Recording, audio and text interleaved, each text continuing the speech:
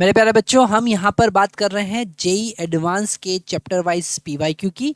हमारे पास चैप्टर है Newton's law of motion और आज हम क्वेश्चन देख रहे हैं आईआईटी जेई 2008 पेपर 1 का क्वेश्चन। और क्वेश्चन में गिवन है small block of mass M move on the frictionless surface on inclined plane as shown in figure. The angle of incline suddenly changes 60 to 30 at point B. यहाँ B point पर angle suddenly change हो जाता है। The block is initially at rest. At A, assume that the collision between the block and incline is totally inelastic.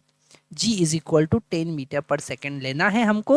The speed of block at C immediately before it leave the second plane. यहाँ पर C पे पहुंच गए और उसकी speed कितनी होगी वो हमको बताना है। तो सबसे पहले हम यहाँ पर चेक करते हैं कि B पर आते हुए उसका स्पीड कितना हो जाएगा और मान लेते हैं कि वो स्पीड जो है वो अलोंग द इंक्लाइन प्लेन है तो वो होगा v1। मान लेते हैं ऐसा, ठीक है। ये जो पहला इंक्लाइन प्लेन है इसके अलोंग ही होगा v1 जो हम यहाँ पर एरो की हेल्प से बता रहे हैं। तो v1 का वैल्यू हम लिख सकते हैं v1 is equal to √2gh1 होगा। पर यहाँ पर हमको h1 नहीं पता है। h1 क्या है वो नहीं पता है, तो हम यहाँ पर जो इसका बेस है और जो एंगल है उससे हम टेन थीटा लगा के फाइंड कर सकते हैं, है ना। तो यहाँ पर अगर हम टेन थीटा लगाते हैं इस ट्राइंगल में 1060 डिग्री लगाते हैं तो कितना आएगा h डिवाइडेड बाय √3 और 1060 कितना होता है √3, तो h का वैल्यू कितना हो जाएगा √3 इंटू √3 मतलब 3 मीटर। तो v1 का वैल्यू हमको यहाँ से पता चल जाएगा। v1 का वैल्यू होगा √2g का वैल्यू 10 लेना है और h का वैल्यू 3। तो v1 का वैल्यू हमारे पास में आया √60 मीटर पर सेकेंड। ओके, अब यहाँ पर हमें एक बात और ध्यान से समझना है।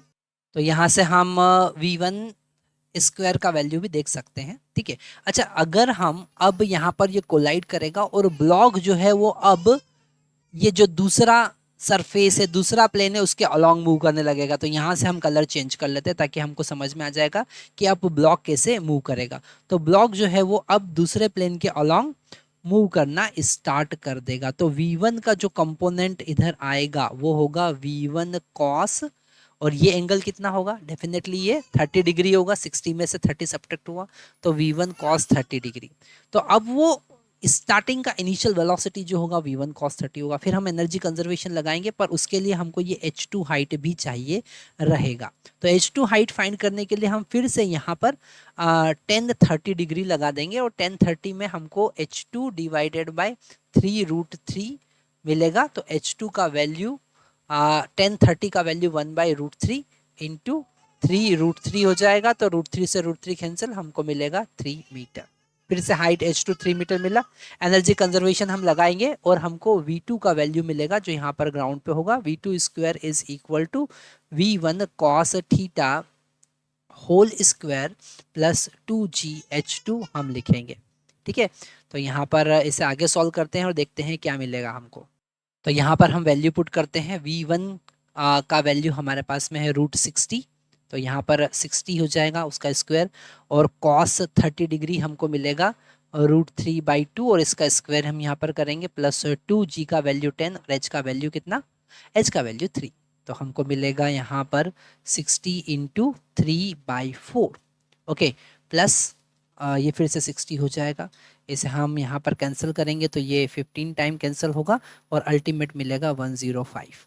तो अगर हम v2 का वैल्यू देखें तो v2 का वैल्यू हमको मिलेगा √105 मीटर पर सेकेंड। तो यहाँ पर लॉजिक तो इजी ही था, पर जब कोलिजन का केस है तो कैसे उसका वेलोसिटी चेंज हो रहा है वो हमको देखना पड़ेगा। आंसर हमारा बी होगा।